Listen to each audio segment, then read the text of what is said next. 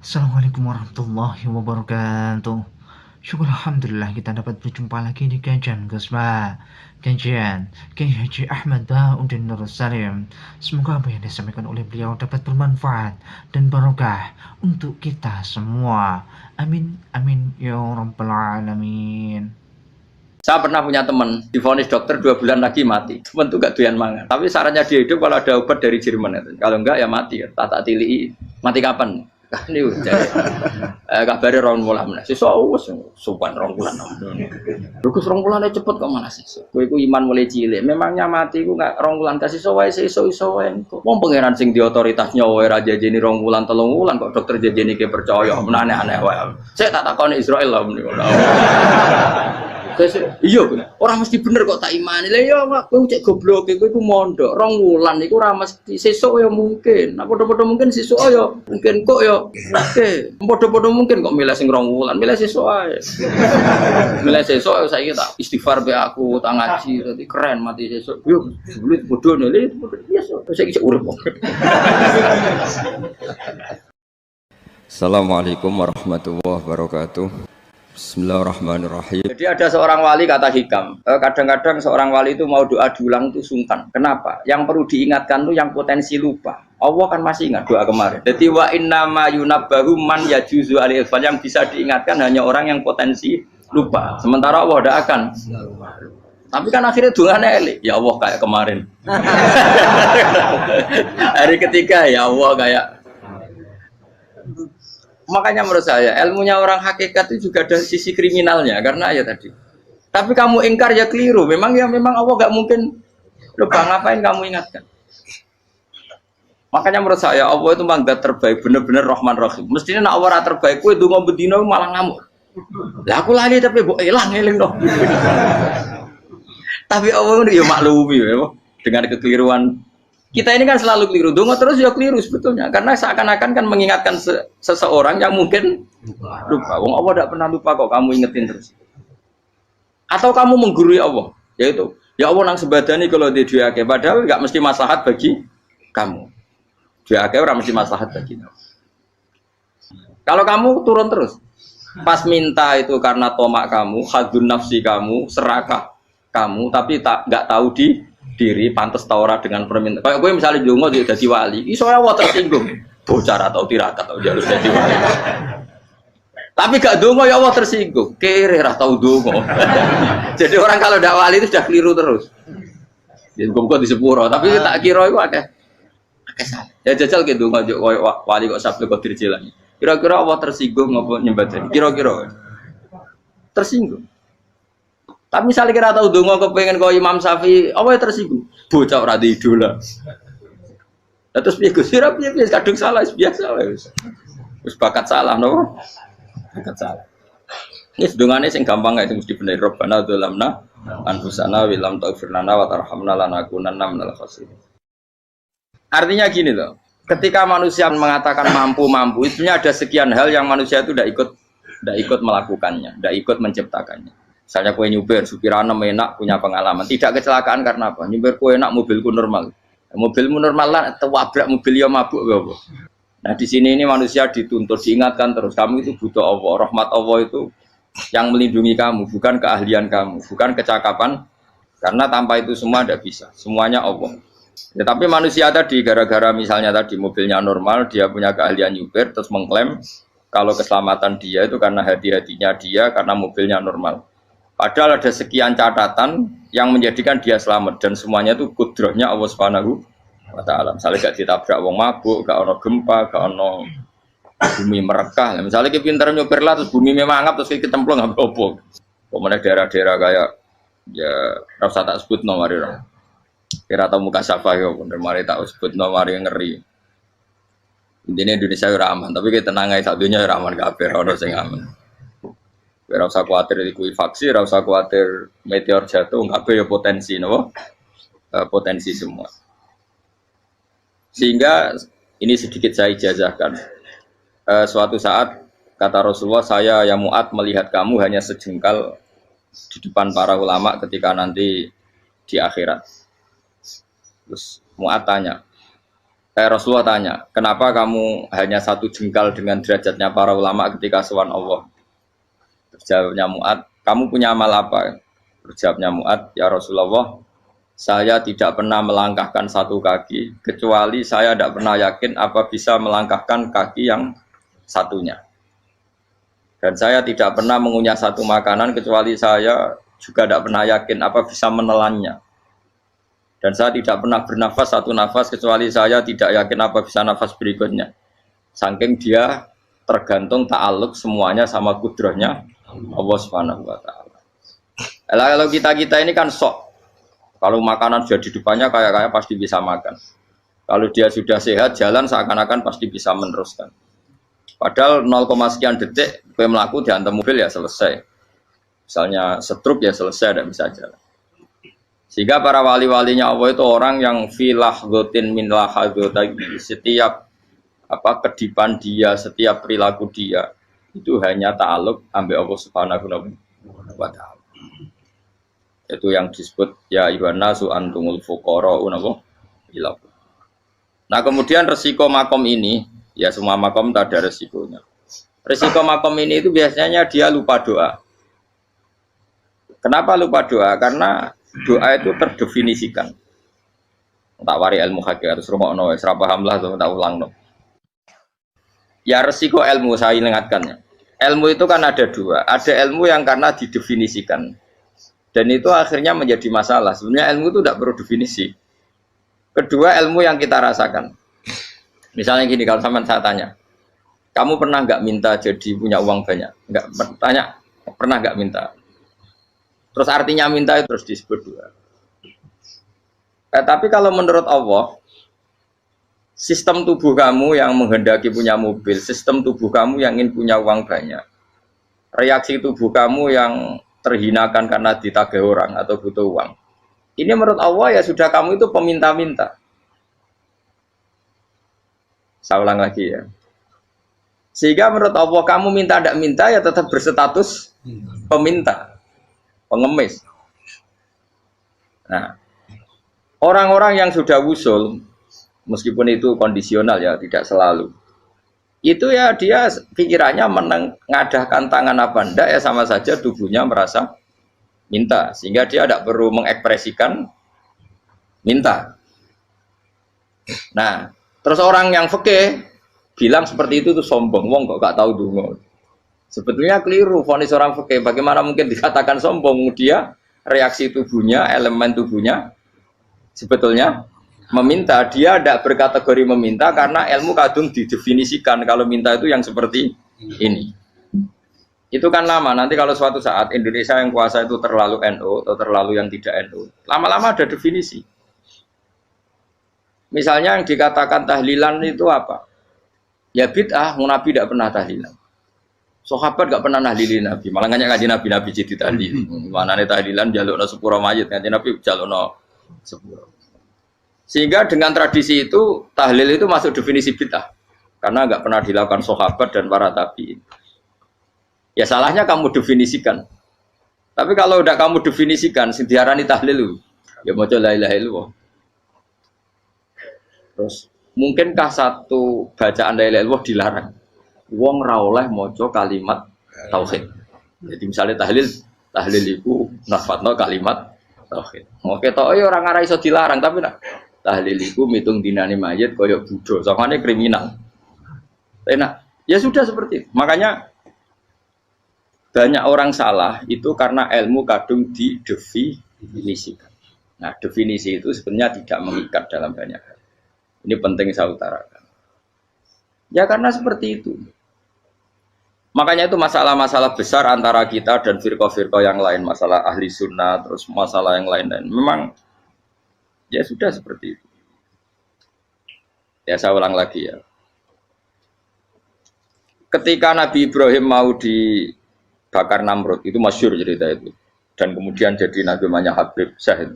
Habib Syahid itu sebetulnya hanya ngutip Habib Abdul Haddad. Jadi syair itu sebenarnya ada di Diwanul Haddad. Apa? Diwanul Haddad. Diwanul Haddad itu syair-syair Abdul Haddad ketika beliau usul, beliau mukasyafah.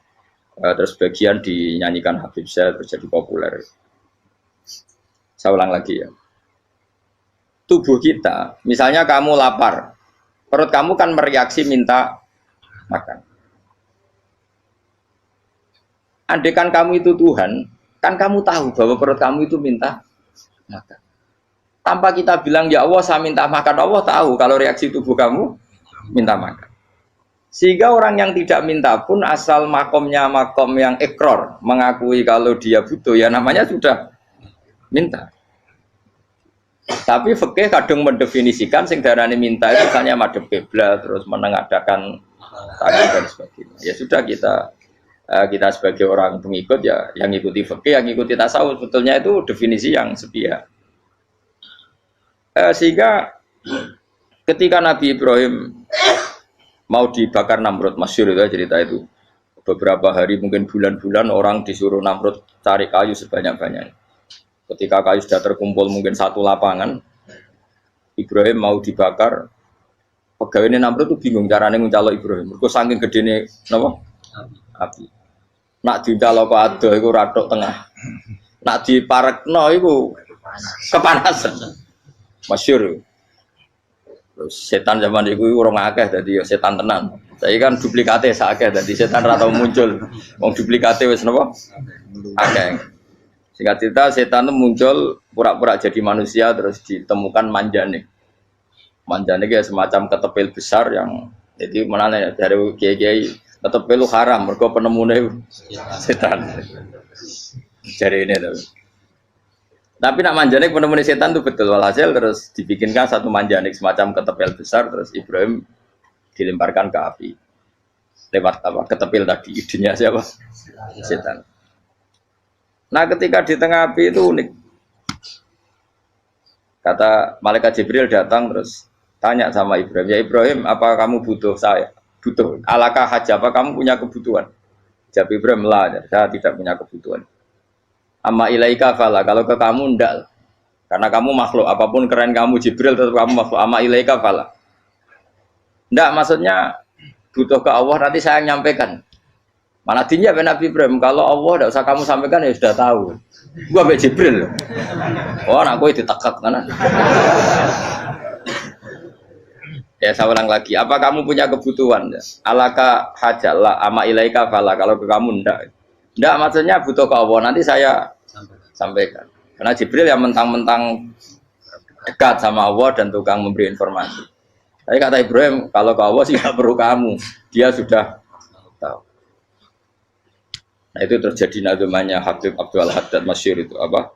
Hasbi min su'ali ilmuhu bihali. Jadi cukup ilmunya Allah itu menjadikan saya tidak perlu minta. Hasbi min su'ali ilmuhu bihali.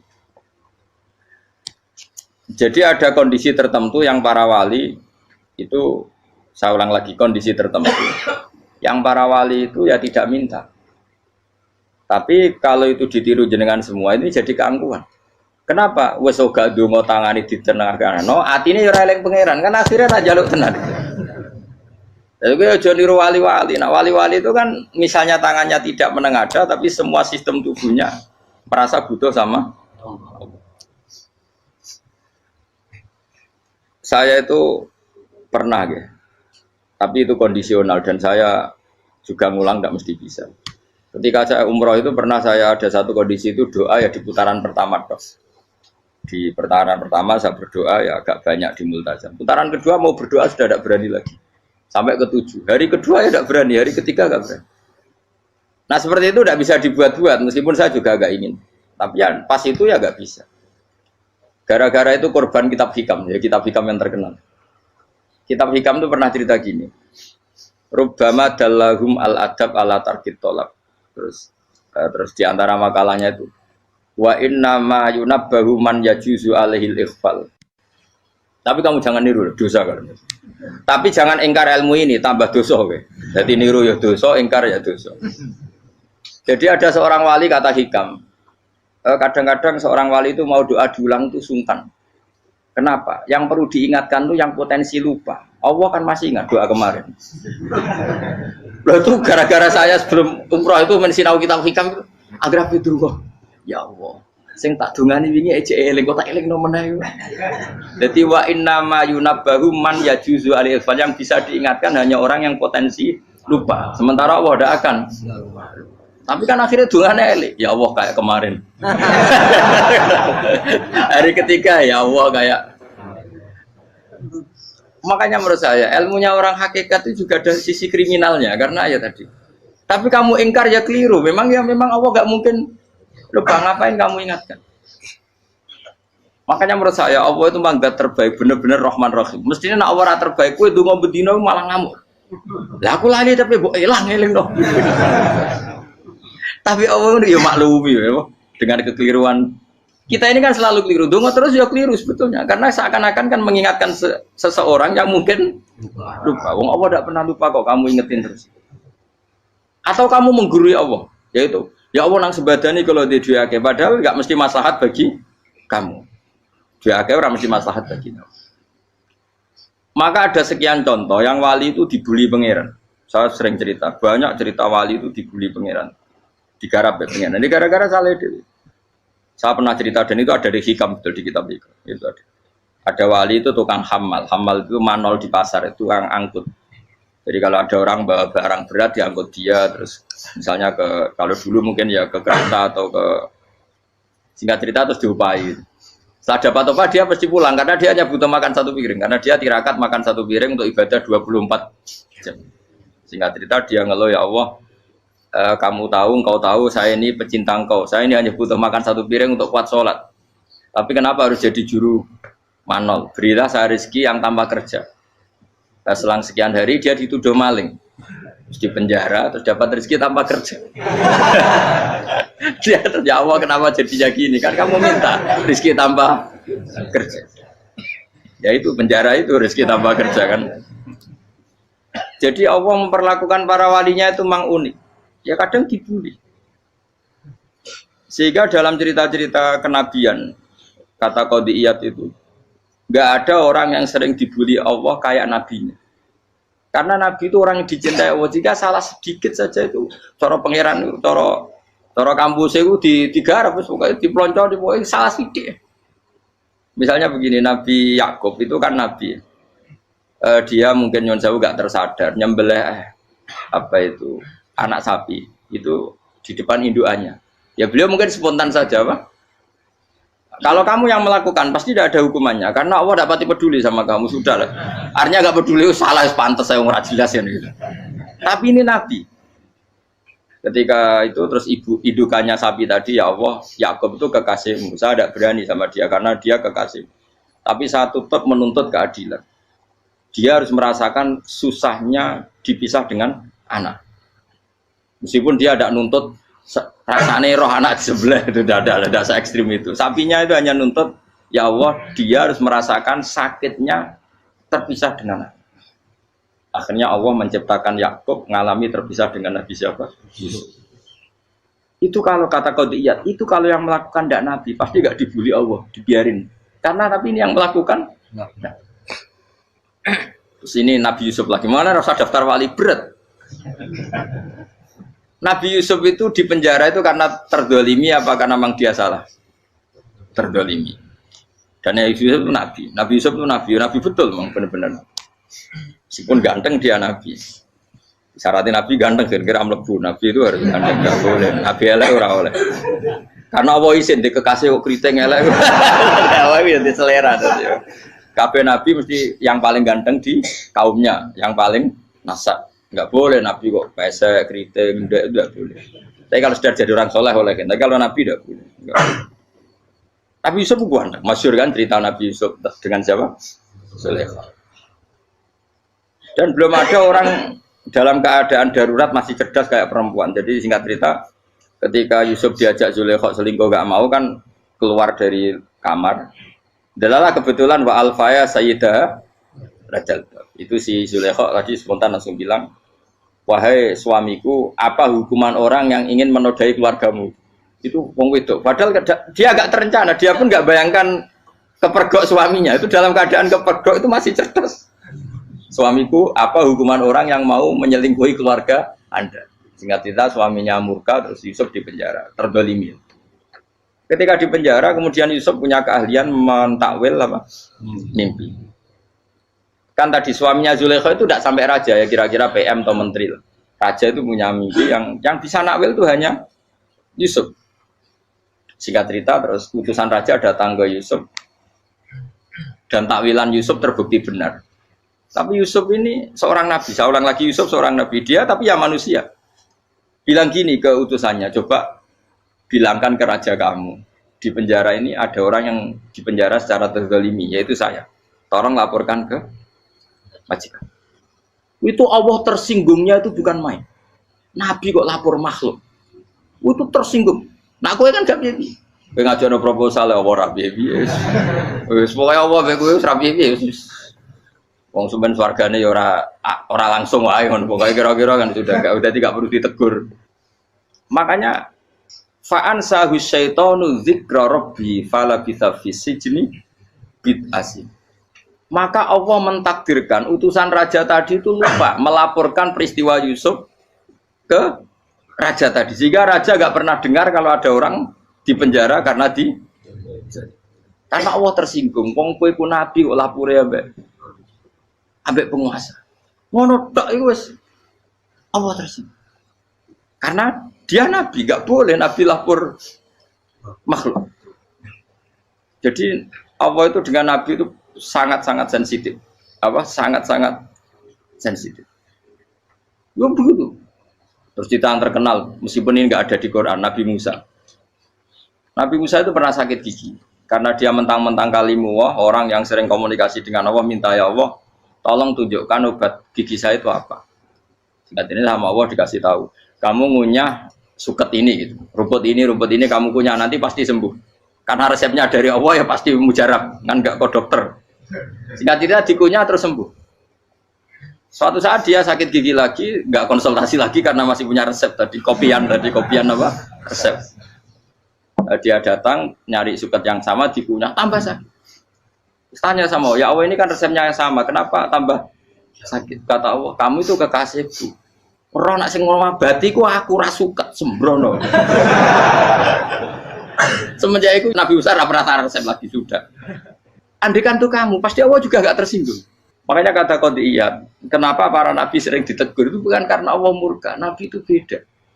Jadi kesalahan kecil atau apa-apa yang menurut kita ada salah itu untuk nabi salah. Makanya di ahli sunnah ada kaidah apa? Mimba bihasanatil abror sayyi'atul muqarrabin. Pernah dengar kaidah apa? Mimba bihasanatil abror sayyi'atul muqarrabin. Sesuatu kalau dilakukan umumnya orang itu hasanah atau kebaikan, tapi kalau dilakukan para nabi itu salah. Karena apa ya? Saking dekatnya dengan Allah. Saya ulang lagi apa? Mimba bihasanatil abror sayyi'atul muqarrabin. Jadi nabi itu beda.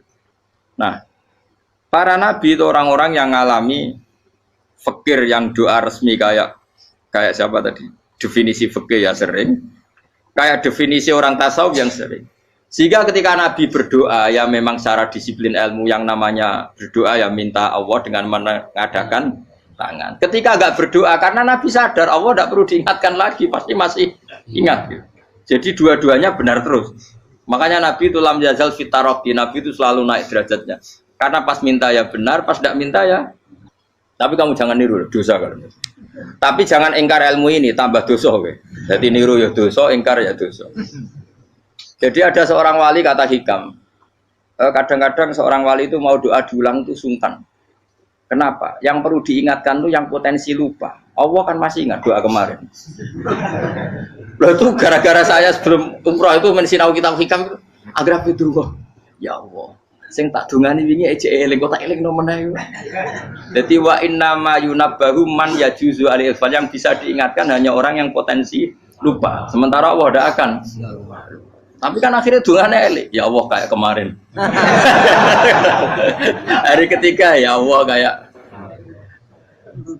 Makanya menurut saya ilmunya orang hakikat itu juga ada sisi kriminalnya karena ya tadi. Tapi kamu ingkar ya keliru. Memang Allah gak mungkin lupa, ngapain kamu ingatkan. Makanya menurut saya Allah itu memang zat terbaik, bener-bener Rahman Rahim. Mestinya nak Allah terbaik, kowe donga bedino malah ngamuk. Lah aku lali tapi mbok eling dong. Tapi Allah itu ya maklumi ya. dengan kekeliruan. Kita ini kan selalu keliru. Dongo terus ya keliru sebetulnya. Karena seakan-akan kan mengingatkan seseorang yang mungkin lupa. Wong Allah tidak pernah lupa kok, kamu ingetin terus. Atau kamu menggurui Allah, yaitu ya Allah nang sebadani kalau di duake, padahal nggak mesti maslahat bagi kamu. Duake orang mesti maslahat bagi kamu. Kalau kamu turun terus, pas minta itu karena tomak kamu, hadun nafsi kamu, serakah kamu, tapi nggak tahu diri, pantas taura dengan permintaan. Kayak gue misalnya jongo jadi wali, iso Allah tersinggung, bocor atau tirakat atau jalur jadi wali. Tapi gak dongo ya Allah tersinggung, kere rah tahu dongo. Jadi orang kalau tidak wali itu sudah keliru terus. Jadi kok di sepuro, tapi tak kira itu akeh salah. Ya jajal ke dongo wali kok sabtu kok dirjelan. Kira-kira Allah tersinggung ngopo nyembadani? Kira-kira tersinggung. Tapi misalnya kira tahu dongo kepengen kau Imam Syafi'i, apa yang tersinggung? Bocah ora di idola. Terus piye Gus? Piye kadung salah biasa wis. Wis bakat salah no. Bakat salah. Ini sedungane sing gampang gak mesti bener. Rabbana dzalamna anfusana wa lam taghfir lana wa tarhamna lanakunanna minal khasirin. Saya pernah punya kitab dan kitab itu menurut saya luar biasa. Bahkan ketika adu bully itu, adu cara mahasiswa itu kayak pelonconan itu. Nabi sama Nabi pengiran gitu, dan itu sekali yang satu salah melakukan disiplin ilmu, pengiran itu degradasi. Dan Allah memang mengancam gitu. Kalau kamu melanggar ini, laah biton namin diwani nubuah. Nanti laam kuan namin diwani nubuah. Kamu saya hapus dari buku kenabian. Tes-tesannya ya lucu, misalnya begini. Kata Nabi Musa kan ditanya. Ketika dia khutbah ditanya orang, siapa orang paling alim ya Nabi Allah? Sekarang orang paling alim itu siapa? Nabi Musa jawab, saya kan. Ya itu Allah tersinggung karena wong kok mletene ngono. Tapi andai kan Nabi Musa kok jawab Fauzi itu salah, oh tambah salah meneh. Atau enggak Pruhen, malah salah meneh. Tapi jawab Musa ya salah. Saya Gusti, saya kan. Orang paling alim siapa? Saya. Allah memperingatkan Musa. Ada seseorang yang lebih alim ketimbang kamu. Coba kamu harus ketemu dia. Terus ketemu dengan cerita ketemu Nabi siapa? Khidir. Terus dalam 3 sesi ini, 3 babak ini bully-bulian. Nabi Khidir itu dalam 3 babak ini selalu kelihatan salah. Di antaranya adalah cara sekarang ya mungkin digonjak sepeda motor atau perahu kalau dulu. Yang menggratisi dia numpangi sepeda motor malah spionnya dicopot gitu. Spionnya dicopot, dirusak. Tapi Musa kan sudah digratisin malah rusak yang motornya yang apa? Menggratisin. Nabi Khidir masih tenang. Kamu tidak paham. Jadi Nabi Khidir mesti distok kamu tidak paham.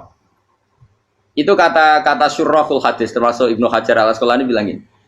Setelah itu kedua membunuh anak kecil. Musa tambah marah. Anak yang belum punya dosa kok kamu sampai 3 kali ada 3 peristiwa. Itu kata syurrahul hadis. Andai kan Musa kok diam tidak protes, maka dia akan disalahkan Allah. Karena dia berarti membiarkan kemungkaran di depan matanya tanpa reaksi. Jadi sebetulnya ketika Musa berontak itu Nabi Khidir, Nabi tenan gitu. Jadi itu kan unik. Tapi berontak yo disalahno. Dadi angel sandi tes-tesan dadi nabi ku yo angel. Misalnya kok Nabi Musa itu kayak model santri Jawa Timur, Nabi Khidir salah, nggih nderek mawon. Ya ora nabi jero barang mungkar.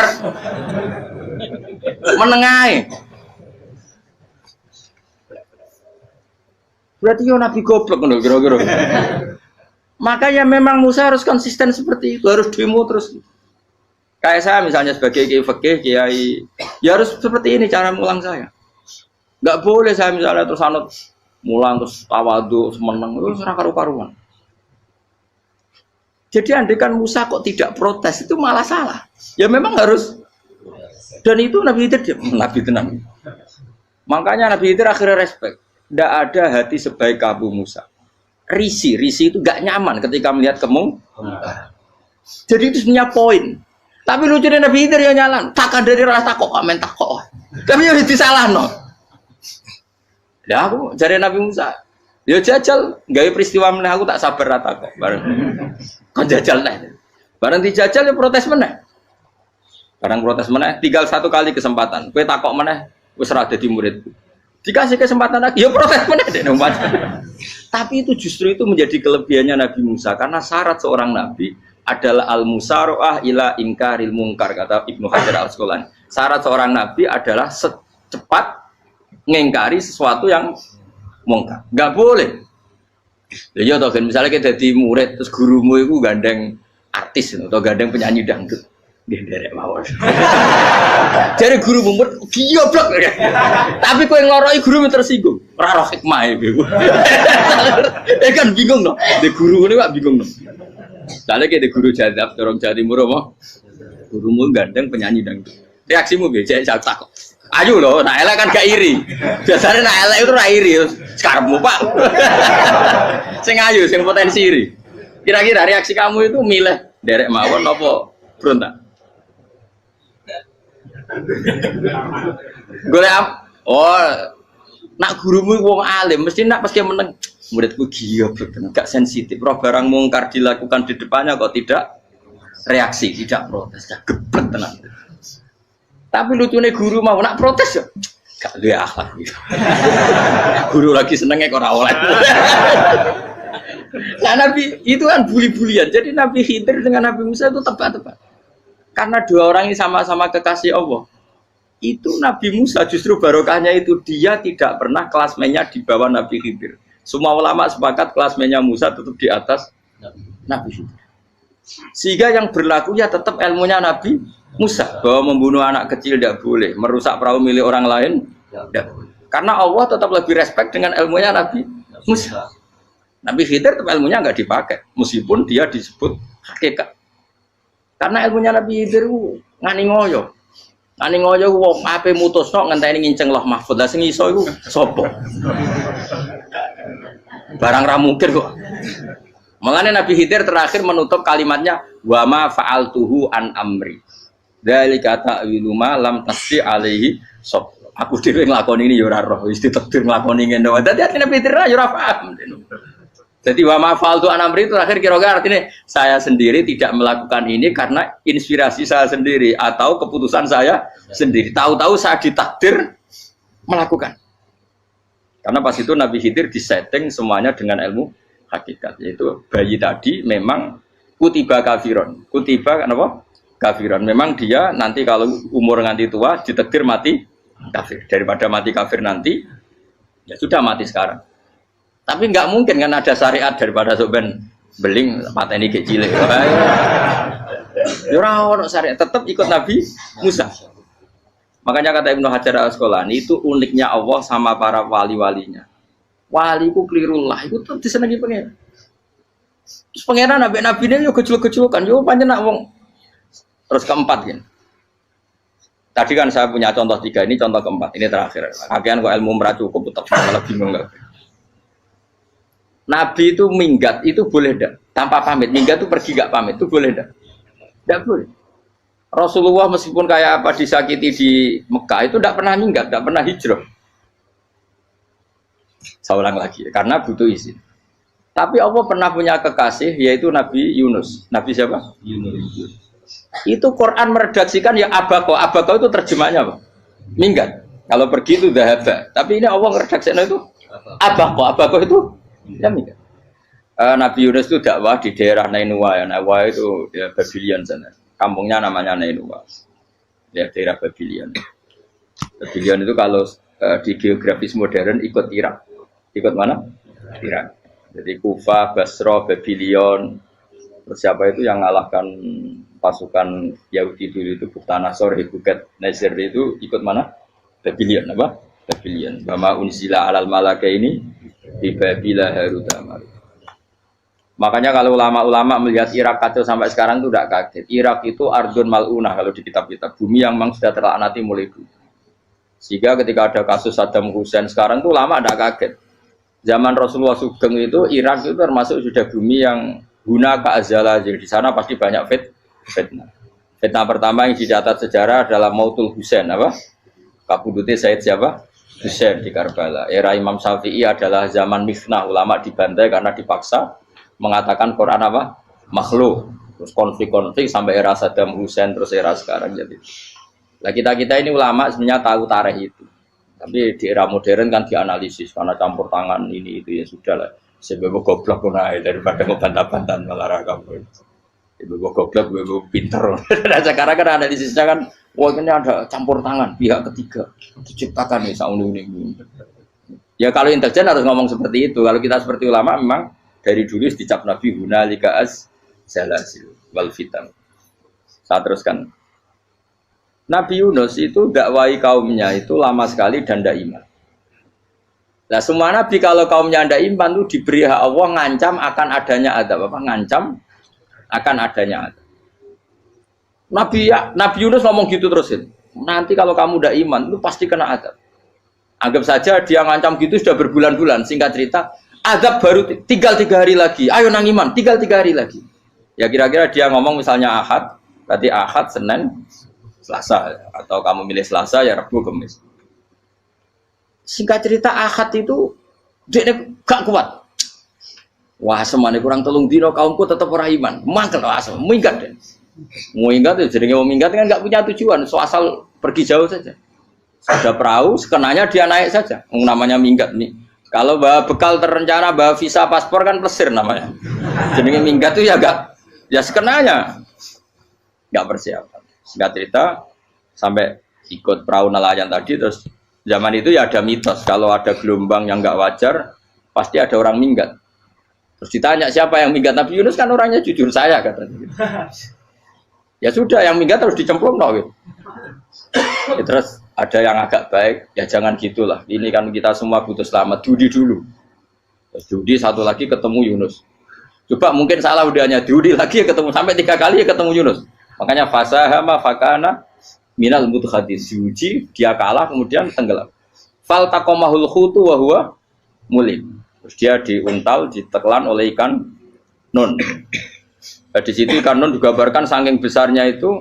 Nah ini uniknya Allah sama kekasihnya. Sudah Allah menyalahkan tapi unik. Ikan ini kan itu sama Allah dikasih instruksi. Kamu nggak boleh makan dia. Dia kekasih saya. Terus ketika di tengah di perut apa? Ikan dia kegelapan. Terus Nabi Yunus cita-citanya satu, ya Allah kalau saya sumpah kiri saya tidak bisa baca tasbih. Makanya sama Allah disulap perut ikan itu jadi masjid. Jadi dia di dalam perut ikan ya santai saja tetap wiridan. Santai. Fana ada fi dzulumati alla ilaha illa anta subhanak inni kuntu minadz dzalimin. Ya dia santai aja wiridan karena perut ikan bagi dia adalah masjid. Ya dia disalahkan Allah karena abako tadi minggat hijrah tanpa pamit. Tapi juga dibela-belain Allah, ikan tadi tidak boleh nelan. Ini perlakuan Allah sama orang yang bikin. Tapi karena dia Nabi uniknya apa? Dino Ahad itu kaumnya do nginceng omeh Nabi Yunus. Rame-rame nginceng.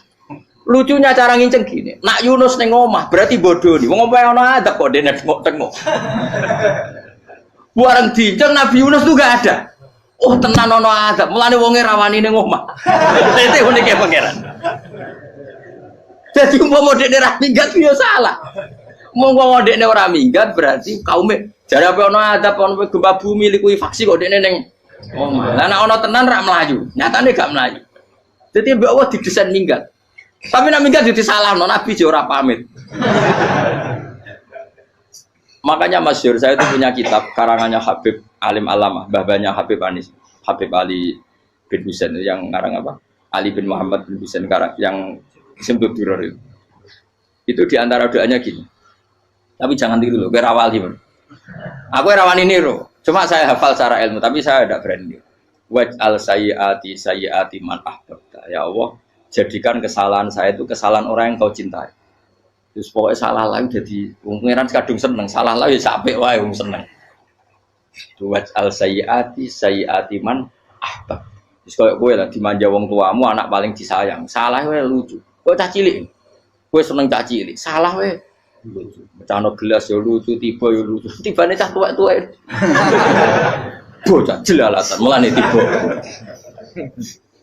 Nah itu barang kau nginceng omahe Nabi Yunus gak ono wong. Wah, berarti adab mau turun betul. Andai kan adab ndak jadi turun, pasti Nabi Yunus berani di tenang.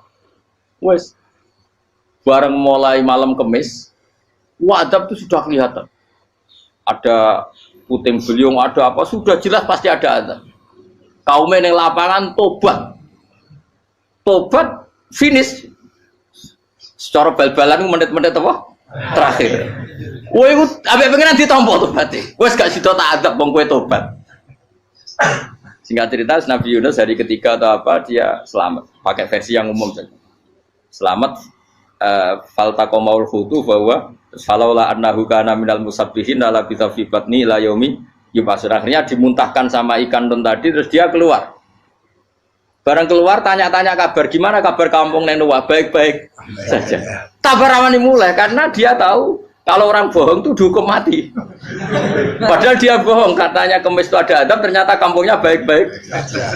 Padahal baik-baiknya karena mereka jadi masyarakatnya nyari dia karena mau iman. Si nabinya agak berani pulang karena nanti dihukum mati. Aku pangeran nabi kekasih itu dia pangeran ya bully gitu. Oh itu gue beda-bedaan, wong kekasih pangeran, aku ora dipito langsung diadab. Jadi pangeran kekasih gue beda, orang koyo. Akhirnya Yunus ramane mulai. Wah nak mulai aku disiksa. Perkara nih, kalau pembohong itu dihukum mati. Masyarakat yang goleki tenan, mergo nalem kemis ku ono azab tenan. Cuma terus do tobat. Disebut falau laka nasqaryatun amanat fanafa'aha imanuha illa qauma Yunus lamma amanu kasyafna anhum adzabal khizyi fil hayatid dunya. Enggak ada kampung yang saya adab kecuali kasil tak adab, kecuali kaum Nabi Yunus. Aku semeh ngadab lho, pas menit terakhir peta adab tobat. Akhirnya rasido dari pangeran. Iku kaum Nabi sinten? Iku yo barokah minggate Nabi Yunus. Lha iku nabi. Wong kliru kok barokah. Iku nabi. Umpama Nabi Yunus ora minggat, kaume berpikir Yunus bohong. Wong ape ana azab kok tengok-tengok ning ngomong. Tapi pas minggat tenan yo disalahno pangeran, minggat kok gak paham. Hikmat. Amalane kira usah protes. Wali itu beda, kekasih pangeran itu sama dengan sing dialami Rasulullah sallallahu alaihi wasallam ning Sulhul Hudaybiyah. Semua perjanjian itu salah secara hukum fikih. Bukan salah lagi, sangat salah cara ukuran fikih. Sehingga semua sahabat itu protes kecuali Abu Bakar As-Siddiq. Cuma semuanya omong Umar, tapi semua sahabat akhirnya ya mencoba di antara perjanjian gini. Pertama kan enggak biar sampean enggak terlalu jadi teroris, enggak terlalu jadi ekstremis. Memang ya usah jadi teroris, ya usah terlalu jadi teroris. Semua itu mungkin kan, ning dunia semuanya mungkin. Singkat cerita Nabi itu sudah di Hudaybiyah. Hudaybiyah dengan Mekah kan tinggal sekitar paling 40 kilo. Saya pernah itikaf di masjid yang pernah dipakai Hudaybiyah. Kan sekarang jadi mikot ya, termasuk mikot umroh di Mekah kan apa? Hudaybiyah kan mikot di yang terkenal kan apa? Jirona, Tanim, Hudaybiyah. Itu perjanjiannya tuh gini. Perwakilan dari Quraisy namanya Suhail bin Amr, siapa? Suhail bin Amr. Perjanjiannya gini, Muhammad kamu tidak boleh masuk Mekah. Kamu boleh masuk Mekah itu tahun depan. Padahal Nabi sudah bilang ke para sahabatnya, ayo kita umroh. Dan diberi hak umroh. Tapi setelah sekitar 40 kilo masuk Mekah dicegat sama orang kafir Quraisy. Lah, Nabi sakit tenan. Nabi kadung mentafsir, memberi berita gembira, saya mimpi kalian masuk tanah haram aminina mukhalikin, aman semua. Semuanya bercukur gundul atau mencetak rambut. Pokoknya terus kata sahabat senang sekali karena mimpi Rasulullah tidak pernah apa? Enggak pernah salah. Bareng di situ di antara perjanjiannya hadza ma kataba ali Muhammad Rasulullah. Ini perjanjian yang ditulis Muhammad Rasulullah. Kata Suhail, hapus kata Muhammad Rasulullah. Kalau saya tahu kamu Rasulullah tidak saya perangi, tulis Muhammad bin Abdullah. Kata Rasulullah, ya Ali hapus tulisan Muhammad Rasulullah. Kata Ali, tidak saya akan menghapus setelah Muhammad Rasulullah. Jadi Nabi unik. Hapus gak populi, masih aku hapus aku tetap Rasulullah. Wong tulisan wae. Jadi Nabi ya rileks saja. Tapi Ali katanya, "Fawwama ana bimakhihi abadan." Saya tidak akan menghapus tulisan itu selamanya. Kata Nabi, "Kowe nek ora gelem gabus, tanganku didono, aku sing gabus." Nabi kan umi tidak bisa baca terus. Tangannya Nabi sendiri yang dilewatkan Ali ke tulisan itu sehingga terhapus. Nabi ya rileks. Li, wong tulisan wae aku ora ditulis Rasulullah ya tetap Rasulullah. Nabi masih rileks. Terus perjanjian kedua, kalau ada orang kafir Quraisy masuk Islam harus dikembalikan karena berarti keluar dari habitat. Tapi kalau sudah Islam kok masuk kafir lagi harus dibiarkan karena berarti kembali ke habitat. Nabi bilang ya nggak masalah. Semua perjanjian itu merugikan Islam. Itu secara fikih pasti salah. Akhirnya Umar itu protesnya keras sekali. Ya Rasulullah, apa engkau masih nabi? Utakai sengak. Apa engkau masih nabi? Dan nabi siapa santai bala ya saya masih nabi. Tapi kenapa kamu hinakan kita dan memberikan kehormatan pada orang-orang kafir itu? Jawab kanjeng Nabi lucu. Ya agama iki wae pangeran. Masih aku perjanjian ning ngono kok pangeran sing angkat agama iki tenang wae. Kanjeng Nabi ku yo perjanjian mek manusa gampang. Jadi Nabi itu saking imannya Allah tetap yu'izzu hadaddin. Allah pasti memuliakan ini agama. Apapun perjanjian yang diciptakan manusia. Makanya bapak saya, Mbah Mun guru saya itu ngaram-ngaram tenan mikir Islam. Islam kok pikir haram, ono sing duwe. Ben ngono. Dunia rusak kok apa ben. Tetep Islam ku mulya. Rasa mbok pikir wis keliru-keliru lah perjanjian dunia keliru lah. Lo coba Uni Soviet kayak apa hegemoninya? Kayak apa kuatnya Uni Soviet? 100 tahun mengkooptasi Uzbek, Tajikistan dan tapi apa bisa menghilangkan keimannya orang Uzbek Ceknya? Ketika Uni Soviet bubar langsung malah negara-negara itu jadi persemakmuran yang negara apa? Indonesia kayak apa? Dikooptasi PKI, dijajah Londo 350. Mbah Soleh Darat alim zaman Londo, buyut-buyutku alim zaman Londo. Iku semondok Mekah ya alim. Zaman PKI akeh wong alim. Saiki ayo, zaman Islam Nusantara apa ono sing alim koyo. Jadi Islam menarik zaman wis di regani negara, zaman rung dinegani negara iku wis mul. Karena ini agama milik Allah. Punya ketahanan yang luar biasa. Sebenarnya dari Nabi tentang kayak perjanjian salah lah, Mar. Gak apa-apa. Inna wa ta'ala a'azza hadati. Inna wa ta'ala la yudhi'u dinahu wa la yudhi'u. Pokoknya pangeran bakal ngembar agamanya orang masalah perjanjian keliru lah. Perjanjian ketiga itu semuanya merugikan Islam. Tapi apa kata Abu Bakar ketika protes Nabi gak dijawab, datang ke Abu Bakar. Menurut kamu gimana? Jawab Abu Bakar lucu. Makanya ini menunjukkan makanya kenapa ahli sunnah berkeyakinan afdhalus sahabat itu siapa? Abu Bakar. Jawab Abu Bakar. Wes samar, perjanjiannya keliru lah, wes keliru lah. Kayak gremeng-gremeng santai gremeng. Tapi la tadkhul bainahu wa baina habib. Kamu jangan masuk wilayah itu hubungannya orang yang terkasih sama kekasihnya. Wes gak masuk akal lah semuanya menengahi. Ya sehingga ya sudah Allah punya. Ternyata nah perjanjian keempat ini yang agak Nabi hanya minta gini toh. Itu saya turuti semua tapi saya minta satu hal kata Nabi. Bolehkan diskusi tentang Islam terbuka. Makanya diskusi terbuka itu baru kata Nabi. Jangan larang orang mendiskusikan Islam. Itu tok mintanya. Oke dari Suel, diskusi wae pikirannya Suel kan mau diskusi wae. Enggak masuk Islam, diskusi. Jangan larang orang yang membicarakan Islam secara terbuka. Ada kata terbuka. Dari Suel, oke, enggak masalah. Itu toh yang itu pun enggak jelas menguntungkan Islam apa? Enggak. Akhirnya apa yang terjadi? Darun Nadwa, tempat-tempat pertemuan cara sakniki gerdu, gedung parlemen. Semuanya itu diskusi. Sajane Muhammad itu sapa? Konsep Islam itu piye? Dan semua yang cerdas juga sajane ya bener Muhammad. Nyembah watu pancen giyok tenan. Wong yo goblok tenan wong watu kok di.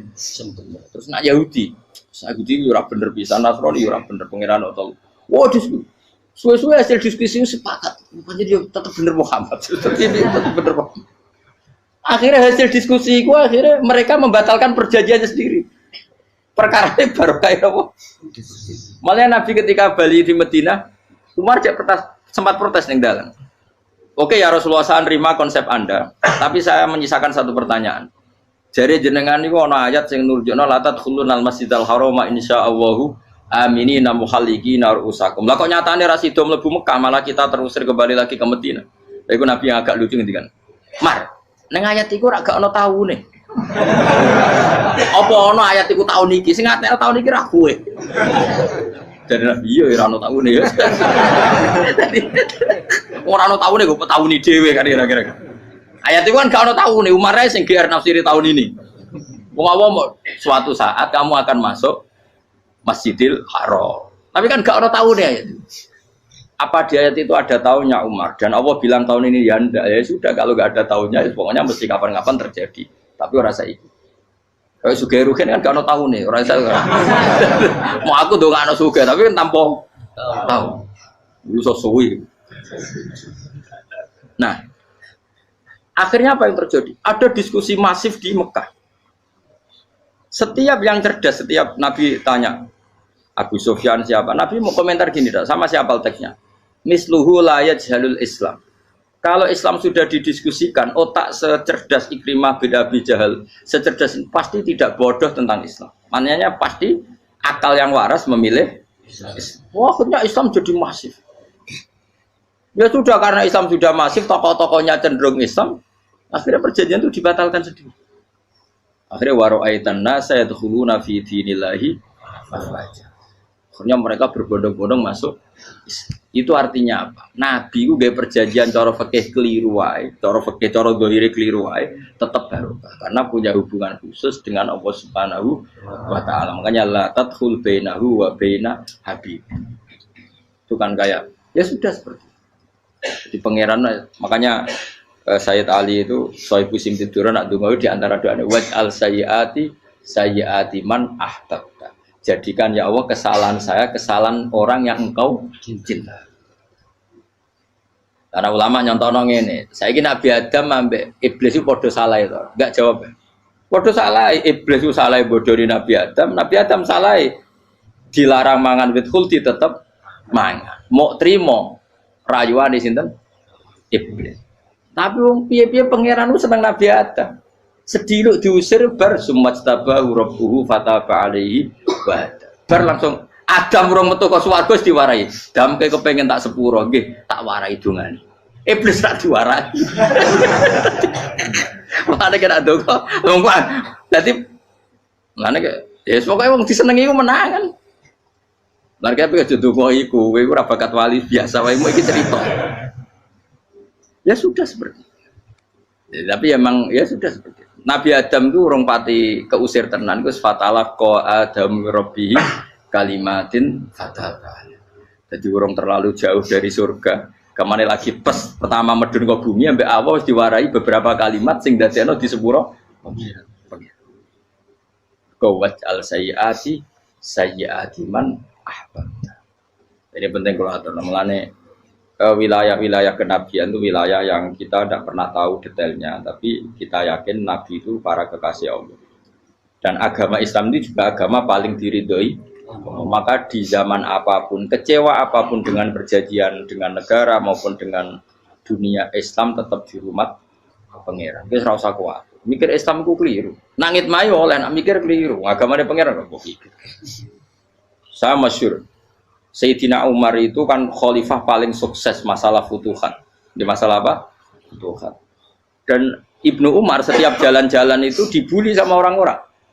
Ya Ibnu Umar, mbok ya kamu itu minta sama bapak kamu supaya dia nyebut penggantinya siapa. Atau bikin suksesi lah. Jangan kok dia khalifah sukses kemudian tidak jelas juntrungannya. Kan dia tetap mati suatu saat.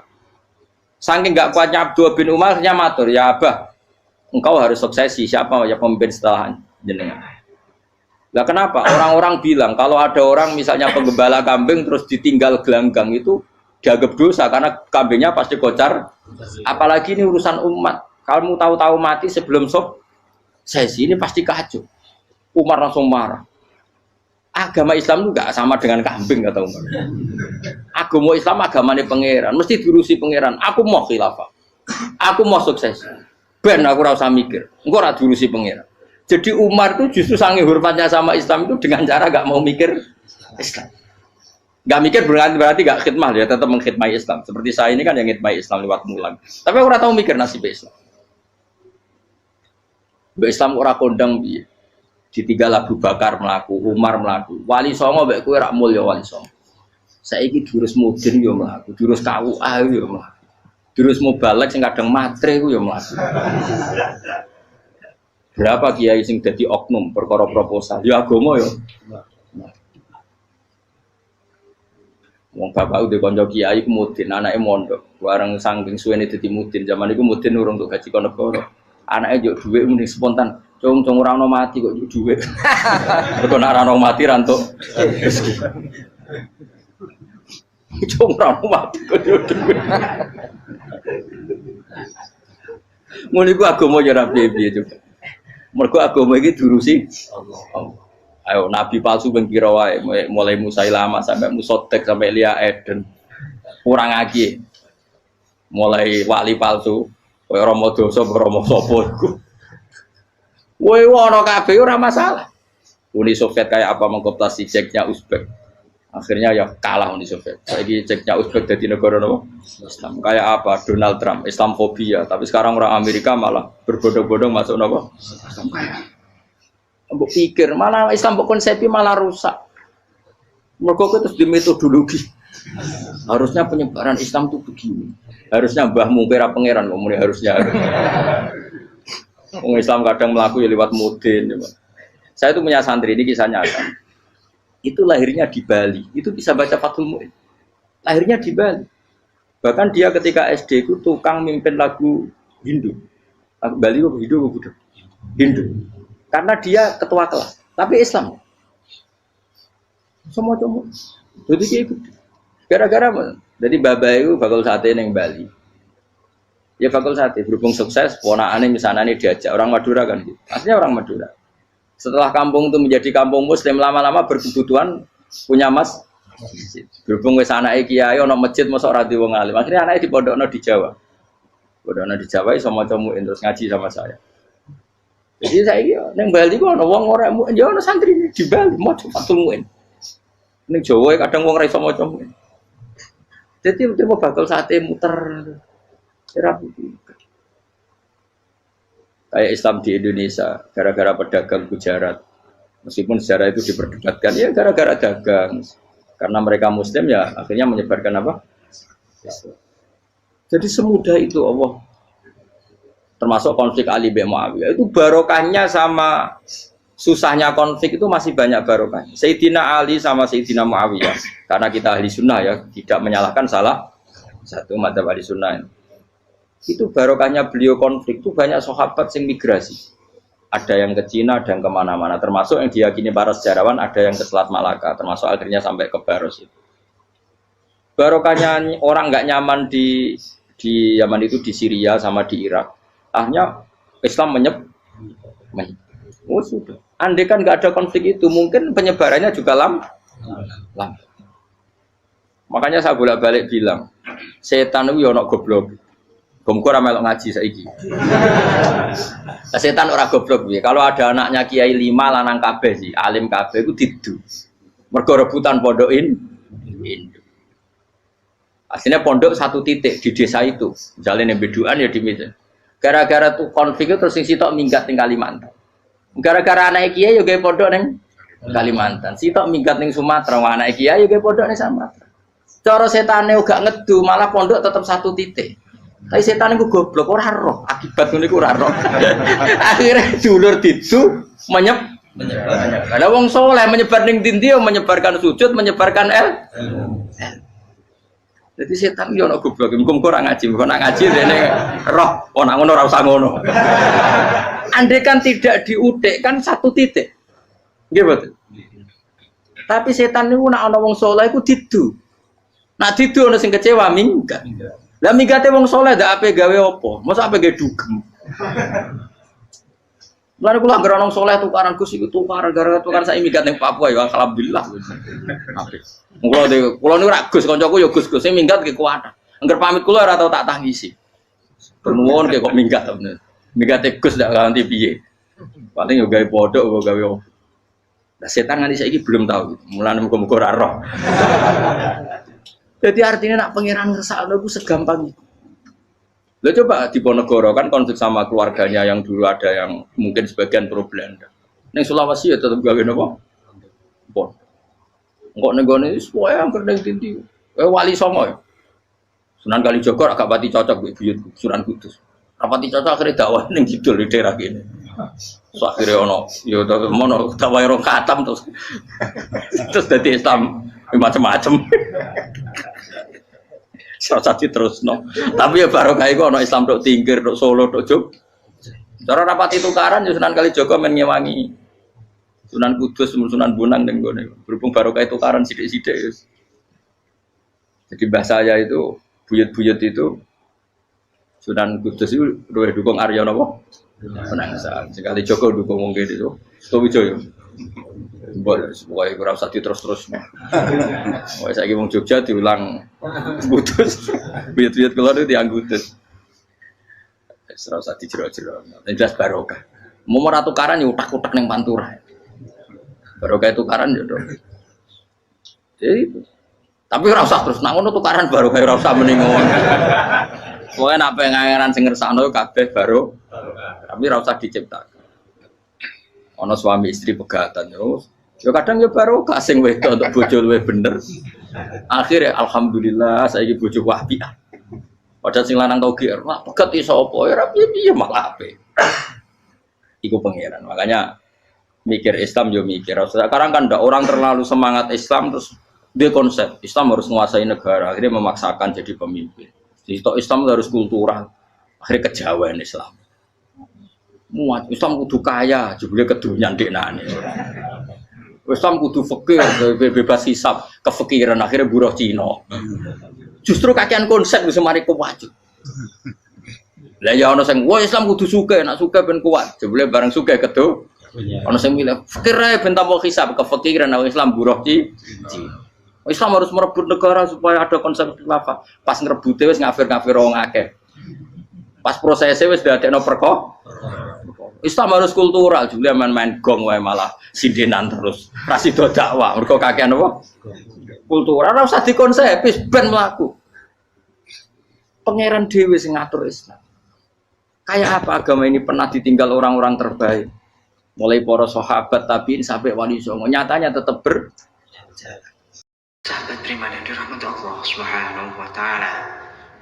Kiai Haji Ahmad Bahauddin Nur Salim atau lebih dikenal sebagai Gus Baha, lahir 29 September 1970, merupakan penceramah yang berasal dari Rembang, Jawa Tengah. Beliau dikenal sebagai salah satu ulama ahli tafsir Al-Quran dan merupakan murid dari Kiai Haji Maimun Zubair.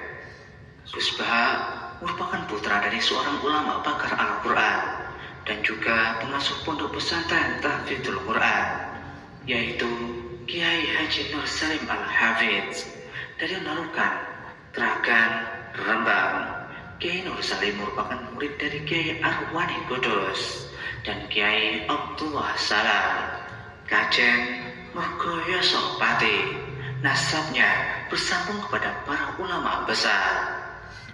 Bersama Kiai Haji Hamim Zazuli, Gusmi, Gus Baha mulai gerakan Jantiko, jamaah anti koler yang menyelenggarakan kajian Al-Quran secara keliling. Jantiko kemudian berganti nama Manta, Majelis Nawaitu Topo Broto, lalu berubah menjadi Zikrul Ghafilin. Kadang ketiganya disebut bersamaan, Jantiko, Manta, dan Zikrul Ghafilin. Dari silsilah keluarga ayah, Gus Baha merupakan generasi keempat ulama-ulama ahli Al-Quran. Sedangkan dari silsilah keluarga ibu, Gus Baha menjadi bagian dari keluarga besar ulama Lasem. Dari Bani Mbah Abdul Rahman, Bai Syaiban, atau lebih dikenal dengan Mbah Sambu. Alhamdulillahirrabbilalamin. Telah kita simak bersama kajian Gus Baha, Kiai Haji Ahmad Bahauddin Nur Salim. Semoga dapat bermanfaat dan berkah di dunia sampai akhirat. Demikian yang dapat kami sampaikan. Wassalamualaikum warahmatullahi wabarakatuh.